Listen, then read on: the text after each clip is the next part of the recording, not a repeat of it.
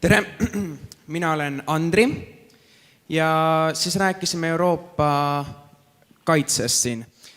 Mis meie põhilised ideed olid, mis me seal omavahel arutasime, oli nii nagu härra Mark Solonin ütles, et meie kõige suurem põhjus või kõige suurem nõrkus Venemaa osas ongi hirm. Ja sellega me absoluutselt 100% nõustusime. Ning ma arvan, et kõige suurem küsimus ongi see, kuidas saab iga riik eraldi ja meie siis antud juhul Eestis, kuidas me saame meie ühiskonnas ära võtta inimeste hirmu ja mis üldse inimestes tekitab hirmu. Et kui meid siin, kes me siin oleme, mõni inimene suudetakse veenda selles, et meie kõige suurem nõrkus on hirm ja meie enam ei karda, siis enamik inimesi, kes elavad siin riigis, endiselt kardavad, sest et meedia mõju on lihtsalt liiga tugev. Ja ilmselt kõige suurem küsimus ongi, kuidas sisendada inimestele seda julgust.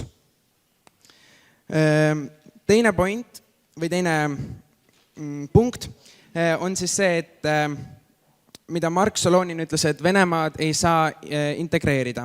Sellega me päris nõus ei ole, sest et kui vaadata Gruusia ja Ukraina juhtumeid, siis seal olidki põhilised sõjaajandiks just riigis elavad venelased ehk agressorid.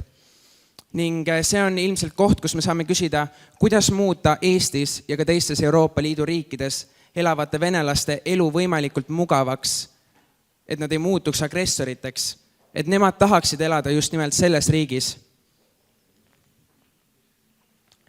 Ning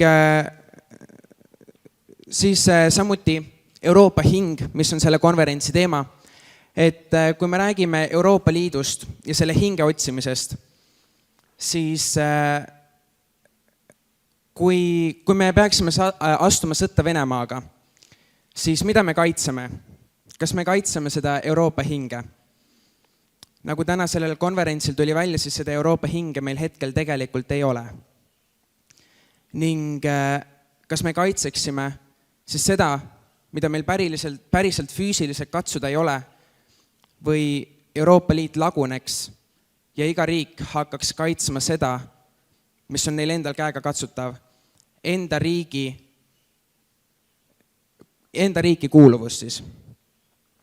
Ja viimane mõte on see, et nii palju, kui mina olen asjast aru saanud, siis liidud on algselt loodud inimeste kaitsmiseks, rahva kaitsmiseks ja nende heaolu tagamiseks.